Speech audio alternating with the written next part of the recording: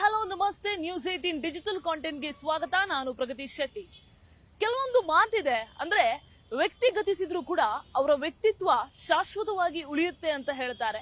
ಅಂತಹ ಮಾತಿಗೆ ತಕ್ಕುದಾದ ವ್ಯಕ್ತಿತ್ವ ಅಂತ ಹೇಳಿದ್ರೆ ಅದು ಚೆನ್ನಮ್ಮ ಅವರು, ಮಾಜಿ ಪ್ರಧಾನಿ ದೇವೇಗೌಡರ ಪತ್ನಿ ಚೆನ್ನಮ್ಮ ಅವರು ಅಂತ ಹೇಳ್ಬೋದು. ಅವರ ಚಿನ್ನದಂತಹ ಗುಣಗಳಿಂದಲೇ ಫೇಮಸ್ ಆಗಿದ್ದವರು ಅವರು. ಈಗ ಚೆನ್ನಮ್ಮ ಅವರು ಬದುಕಿದ್ದಂತಹ ಸಂದರ್ಭದಲ್ಲಿ ಅವ್ರಿಗೊಂದು 2 ಆಸೆಗಳಿತ್ತಂತೆ, 2 ಕನಸುಗಳಿತ್ತಂತೆ.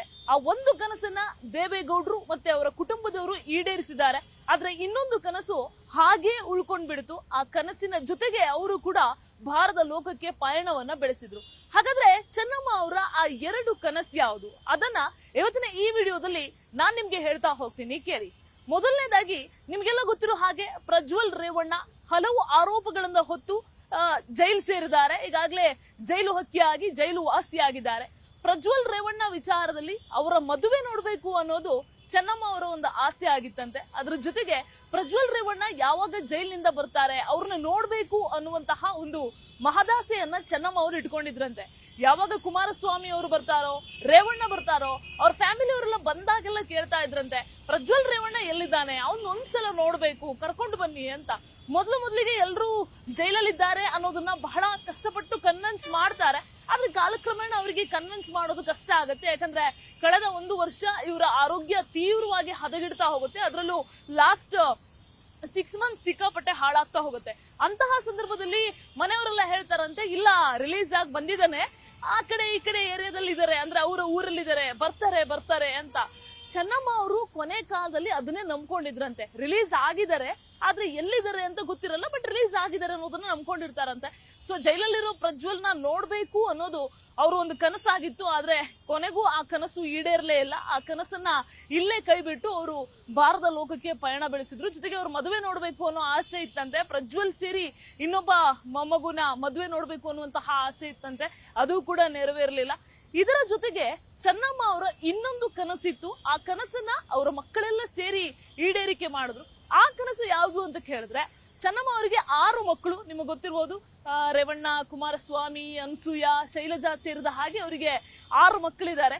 ಸೊ ಈ 6 ಮಕ್ಕಳ ಬಳಿ ಇವರೆಲ್ಲರೂ ಕೂಡ ಮೊದಲು ಆರಂಭದ ದಿನಗಳಲ್ಲಿ ಒಟ್ಟಿಗೆ ಇರ್ತಾ ಇದ್ರು. ಆಗ ದೇವೇಗೌಡರ ರಾಜಕೀಯ ಚಟುವಟಿಕೆಗಳು ಅವೆಲ್ಲವೂ ಕೂಡ ಜಾಸ್ತಿ ಆಗ್ತಾ ಹೋಗುತ್ತೆ.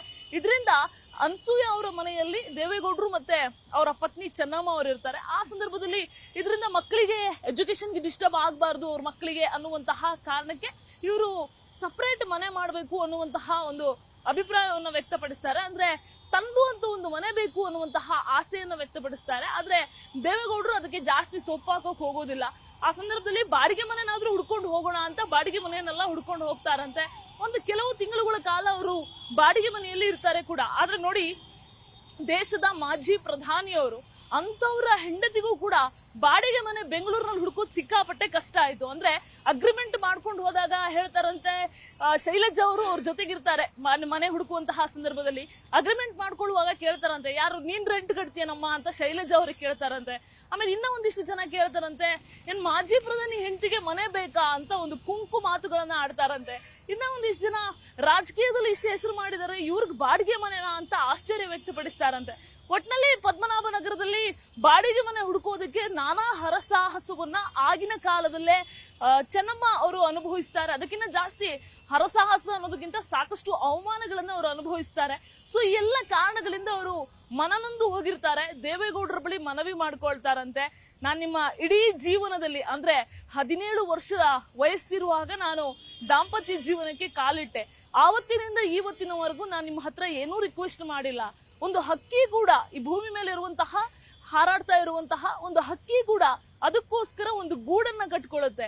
ನನಗೆ ಅದಕ್ಕಿನ್ನ ಕಡೆ ಆದ್ನ ನನಗೊಂದು ಗೂಡು ಕಟ್ಕೊಡಲ್ವಾ ಅನ್ನುವಂತಹ ಮನವಿಯನ್ನ ಮಾಡ್ಕೊಳ್ತಾರಂತೆ.